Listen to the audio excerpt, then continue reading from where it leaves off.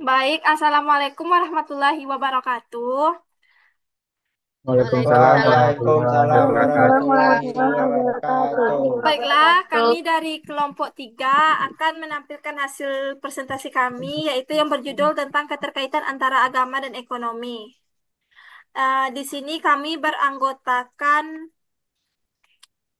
5 orang. Yang pertama yaitu Konitatun Afifa dengan MPM 11, Marda Santia dengan MPM 12, Desra Noki Saputra dengan MPM 13, Vandriano Paradesa dengan MPM 14, dan Ulfa Putri dengan MPM 15. Baik, materi satu yang akan disampaikan oleh Koni. Kepada Koni kami persilahkan.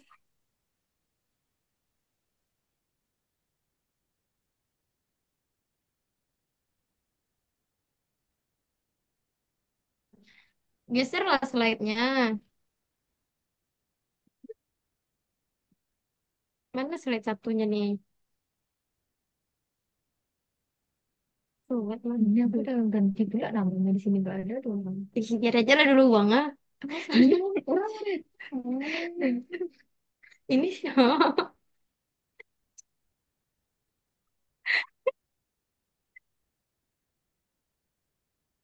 Abang sebenarnya. Bentar, guys. Ini aja lah Ih, guys. kalian bercanda aja. Ih, Iya, ngelag HP gue cu. Nah, pengertian ekonomi dalam Islam. Ekonomi Islam berlandaskan pada ajaran syariah, menempatkan nilai keadilan, keseimbangan, dan tanggung jawab sosial. Ekonomi sebagai bagian integral dari ibadah dan tanggung jawab manusia. Lanjut ya nih? Lanjut kan nih? Prinsip ekonomi dalam Islam. Yang pertama itu ada tauhid, keimanan kepada Allah Subhanahu wa taala sebagai pemilik hakiki. Yang kedua ada keadilan, distribusi kekayaan yang adil. Yang ketiga keseimbangan, pemenuhan kebutuhan rohani dan jasmani. Kebebasan yang bertanggung jawab, pengelolaan harta sesuai syariat. Yang kelima, tanggung jawab sosial, membantu sesama melalui zakat dan infak. Baik, selanjutnya akan disampaikan oleh Desra.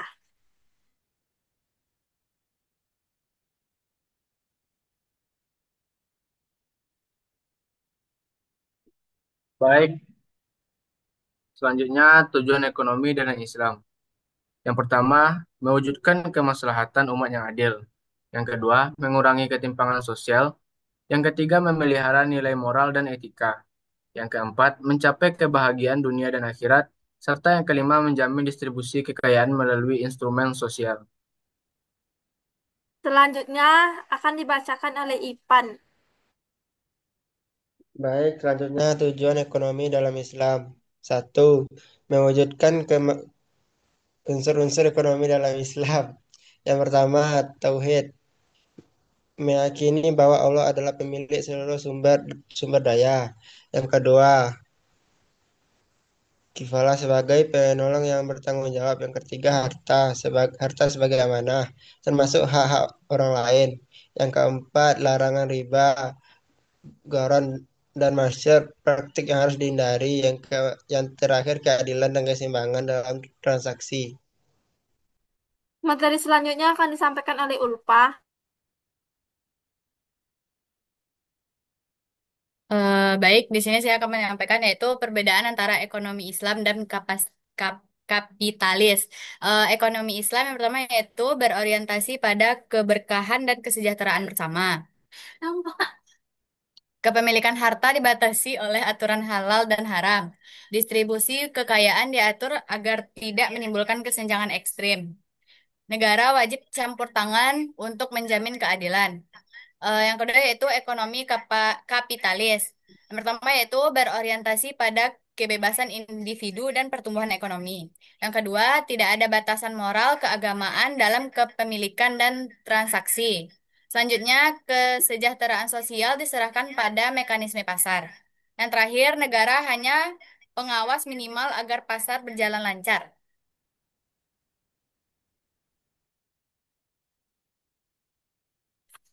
Baik, itu sekian materi dari kelompok kami. Kami akan membuka sesi pertanyaan, yaitu 4 pertanyaan. Kepada teman-teman, kami persilahkan untuk bertanya.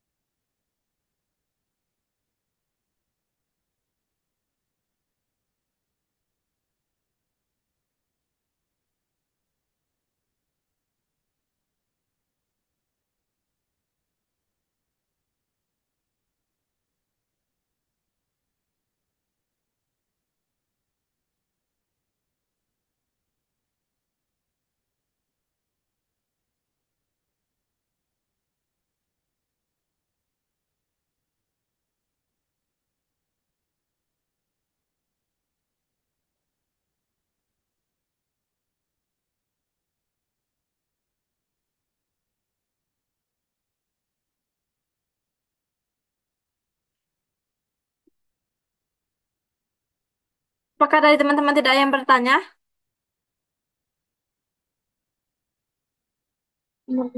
Aku.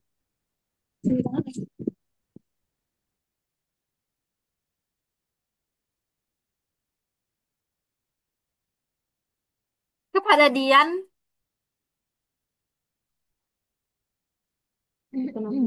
Baik, saya akan bertanya kepada kelompok your name, your name. Baiklah, saya Dian Yulia Fitri akan bertanya kepada kelompok 3, yaitu apa peran ajaran agama dalam membentuk etika bisnis dan perilaku ekonomi? Terima kasih. apa peran? Terima kasih. Apa peran ajaran agama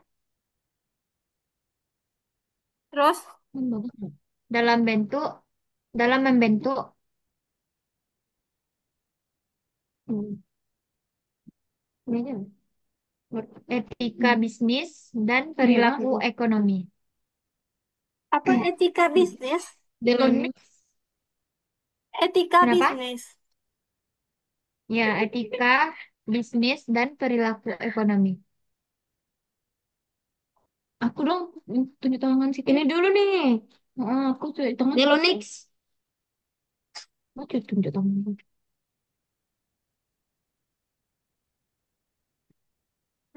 Baiklah, saya akan bertanya kepada kelompok yang akan yang tampil. Tunggu dulu. Guys, Dian, apa tadi Dian? Ya, sampai di mana? Etika bisnis dan Etika bisnis dan perilaku ekonomi.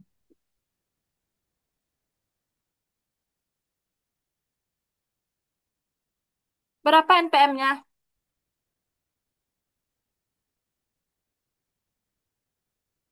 Ini, selanjutnya Delonik. baik, pertanyaan dari saya, bagaimana agama dapat berperan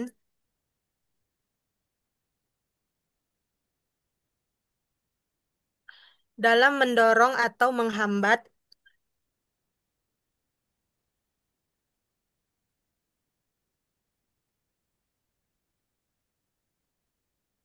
pembangunan ekonomi suatu negara atau masyarakat?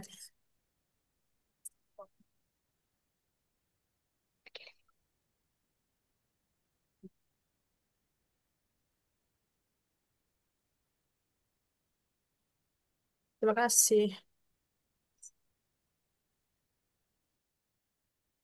Betul NPM-nya.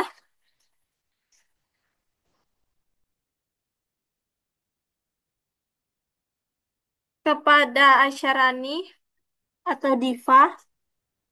Eh, Baik, perkenalkan nama saya Sherina Rifa dengan MPM 16. Ingin bertanya kepada kelompok 3. Pertanyaannya itu, bagaimana prinsip-prinsip ekonomi Islam, Bagaimana? prinsip-prinsip ekonomi Islam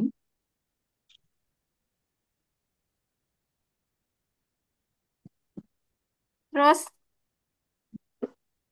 seperti larangan riba dan zakat,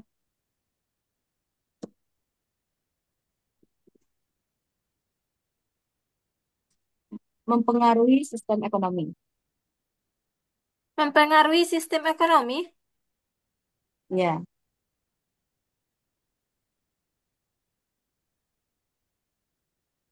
Tria, kepada Tria.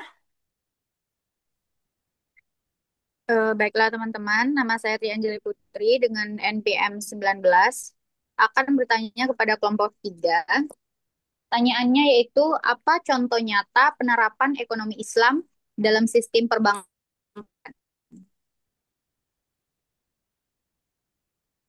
Ekonomi Islam dalam. Ekonomi Islam dalam sistem perbankan. Terima kasih.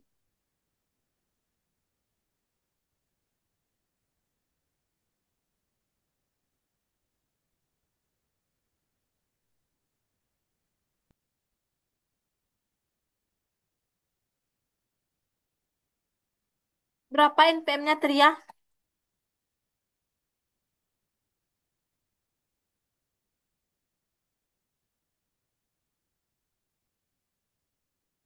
Tria, berapa NPM-nya Tria?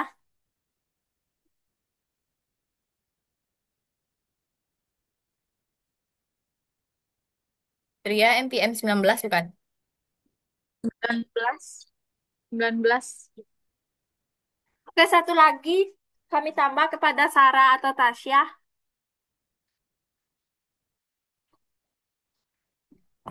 Baik, terima kasih kepada Tia. Saya Sarah Rahmayani dengan NPM 06 ingin bertanya kepada kelompok 3, yaitu bagaimana agama dapat mempengaruhi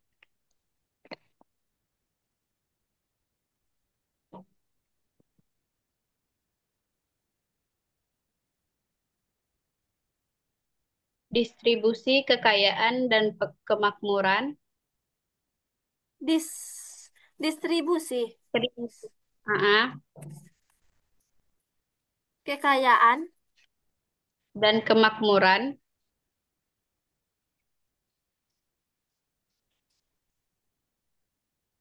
Terus, dalam suatu masyarakat.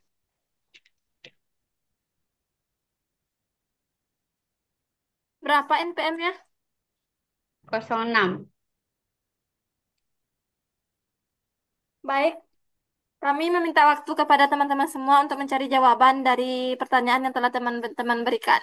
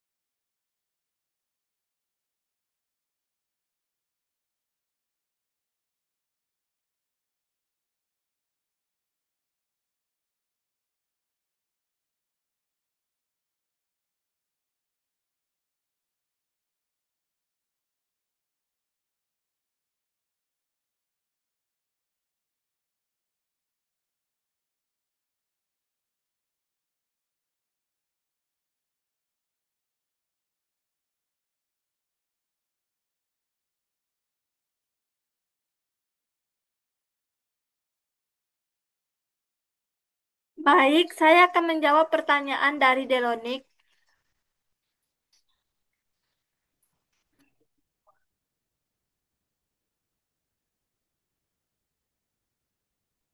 Bagaimana agama dapat berperan dalam mendorong atau menghambat pembangunan ekonomi suatu negara atau masyarakat? Agama dapat memiliki peran ganda dalam pembangunan ekonomi, baik mendorong maupun menghambat. Tergantung pada bagaimana nilai-nilai agama tersebut diinterpretasikan dan diterapkan dalam konteks ekonomi. Di satu sisi, nilai-nilai agama seperti etika kerja keras, kejujuran, dan keadilan sosial dapat menjadi pendorong bagi pembangunan ekonomi yang berkelanjutan. Di sisi lain, praktik keagamaan yang berlebihan atau penafsir agama yang kaku dapat menghambat pembangunan ekonomi karena dapat menciptakan hambatan terhadap inovasi, mobilitas sosial, dan investasi. Beberapa peran agama dalam mendorong pembangunan ekonomi yaitu etika kerja dan produktivitas, solidaritas sosial dan kesejahteraan, keuangan syariah, pendidikan dan pemberdayaan, serta penafsiran yang kaku dan fanatisme. Baik, bagaimana Delonik terhadap jawaban yang telah saya berikan? Terima kasih kepada Marda yang telah menjawab pertanyaan dari saya, dan saya cukup paham atas jawaban yang diberikan. Terima kasih. Sama-sama.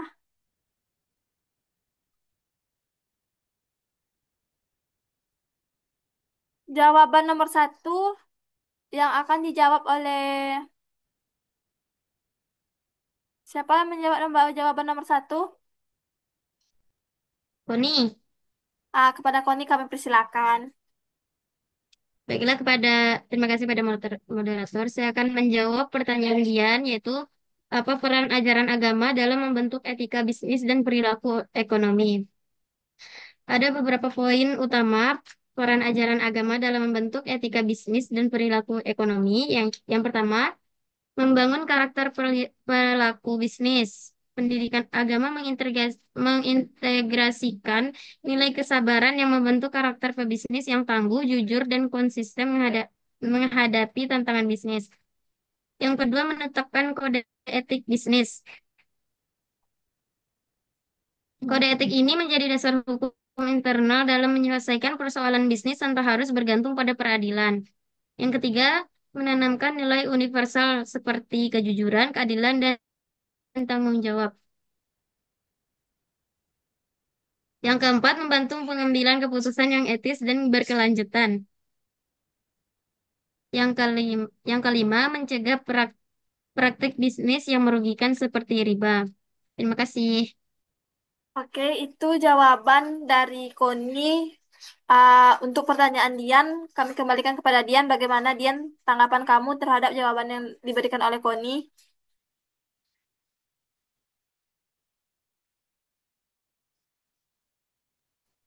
Terima kasih kepada teman-teman yang sudah menjawab pertanyaan saya. Kiranya saya cukup paham dengan jawaban yang teman-teman berikan. Terima kasih. Oke, baik. Pertanyaan selanjutnya akan dijawab oleh anggota kelompok kami. Kepada anggota kelompok, silakan dijawab pertanyaan nomor 3. Baik, saya akan menjawab pertanyaan dari Aisyah Rani.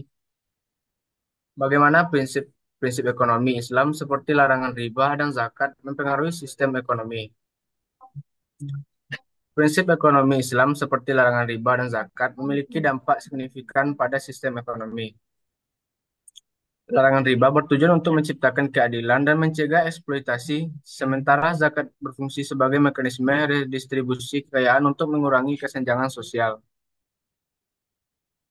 Larangan riba mencegah eksploitasi. Riba atau bunga dianggap sebagai bentuk eksploitasi dalam keadaan ekonomi Islam karena hanya menguntungkan pihak pemberi pinjaman tanpa mempertimbangkan risiko pihak meminjam.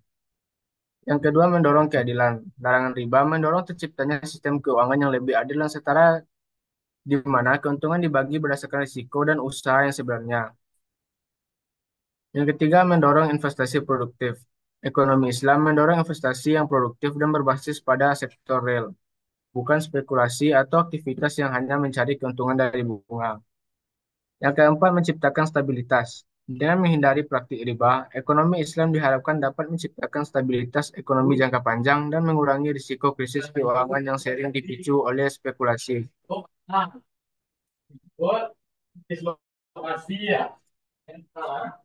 Zakat. Redistribusi kekayaan zakat sebagai salah satu rukun Islam merupakan kewajiban bagi umat Islam yang memiliki kedaulatan untuk memberikan sebagiannya kepada yang membutuhkan. Dampak yang lebih luas. Yang pertama, peningkatan kesejahteraan. Dengan prinsip-prinsip ini, ekonomi Islam bertujuan untuk menciptakan kesejahteraan yang lebih merata dan berkelanjutan bagi seluruh masyarakat. Yang kedua, pembangunan ekonomi berkelanjutan. Ekonomi Islam juga mendorong pembangunan ekonomi yang berkelanjutan dengan mempertimbangkan aspek lingkungan dan sosial. Baik, itu saja jawabannya. Terima kasih. Saya kembalikan kepada moderator. Terima kasih kepada Noki. Bagaimana dengan Asyarani terhadap jawaban yang diberikan oleh Noki? Baik, terima kasih kepada Noki yang telah menjawab pertanyaan saya. Saya cukup paham dengan jawaban yang diberikan. Terima kasih. Oke, pertanyaan selanjutnya akan dijawab oleh anggota kelompok kami. Kepada anggota kelompok, silakan dijawab. Baik, saya akan menjawab pertanyaan dari Tria, yaitu apa contoh nyata ekonomi Islam dalam sistem perbankan? Contohnya yang pertama yaitu sistem bagi hasil terbagi dua. Yang pertama muharabah dan yang kedua yaitu musyarakah. Yang muharabah yaitu adalah contohnya nasabah membuka usaha makanan dengan dana dari bank syariah. Keuntungan dibagi 60 bagi 40 sesuai akad. Yang kedua yaitu musyarakah, contohnya bank dan nasabah bersama-sama menandai proyek perumahan dan hasil penjualan dibagi sesuai porsi modal. Yang kedua yaitu pembiayaan tanpa bunga. Contohnya, nasabah ingin membeli motor, bank membelinya terlebih dahulu lalu menjualnya ke nasabah dengan harga cicilan tetap tanpa riba. Oke, terima kasih. Saya kembalikan ke moderator. Oke, terima kasih kepada Ulfa yang telah menjawab pertanyaan dari Tria. Kami kembalikan kepada Tria, bagaimana tanggapan Tria terhadap jawaban yang diberikan oleh Ulfa? Baik, sebelumnya terima kasih untuk kelompok 3 yang telah menjawab pertanyaan dari saya. Saya rasa saya cukup paham dengan jawaban yang telah kelompok 3 berikan. Sekali lagi, terima kasih. Oke, selanjutnya, pertanyaan selanjutnya akan dijawab oleh Vanriano Paradesa. Baik, saya akan menjawab pertanyaan yang nomor 5 yang ditanyakan oleh Sarah. Bagaimana agama dapat mempengaruhi distribusi kekayaan dan kemakmuran dalam suatu masyarakat? Agama dapat mempengaruhi distribusi dan kekayaan dan kemakmuran suatu masyarakat melalui berbagai cara, termasuk satu, ajaran filantropis. Banyak agama yang mengajarkan kewajiban untuk berbagi kekayaan dengan sesama, seperti zakat. Yang kedua, nilai etika dan ekonomi. Ajaran agama seringkali menerapkan nilai-nilai seperti keadilan, kejujuran, dan larangan riba dalam ekonomi. Yang ketiga, peran lembaga keagamaan. Lembaga keagamaan dapat berperan dalam mengolah zakat, infak, dan wakaf untuk membantu masyarakat miskin. Yang keempat, pengaruh dalam kebijakan. Nilai agama dapat mempengaruhi kebijakan pemerintah dalam bidang ekonomi, terutama distribusi kekayaan dan perlindungan sosial. Namun penting juga untuk dicatat bahwa pengaruh agama terhadap distribusi kekayaan bervariasi tergantung interpretasi dan implemen ajaran agama tersebut. Sekian, terima kasih. Kembalikan kepada moderator. Oke, terima kasih kepada Ipan yang telah menjawab pertanyaan Sarah. Kami kembalikan kepada Sarah. Bagaimana tanggapan Sarah? Baiklah, terima kasih kepada kelompok 5 yang telah memberikan jawaban dari pertanyaan saya. Saya rasa saya cukup paham dan terima kasih. Oke, itulah teman-teman materi dari kami. Jadi kesimpulan yang dapat kami ambil dari materi kami yaitu terdapat hubungan erat antara agama dan ekonomi dalam membentuk perilaku sosial. Ekonomi Islam menawarkan sistem yang berlandaskan pada keadilan, tanggung jawab sosial, dan pelarangan praktik yang merugikan. Berbeda dengan ekonomi kapitalis yang mementingkan keuntungan maksimum. Sekian presentasi hari ini. Kalau ada salah, kami mohon maaf. Kami sudahi. Assalamualaikum warahmatullahi wabarakatuh. Waalaikumsalam Waalaikumsalam warahmatullahi warahmatullahi wabarakatuh. wabarakatuh.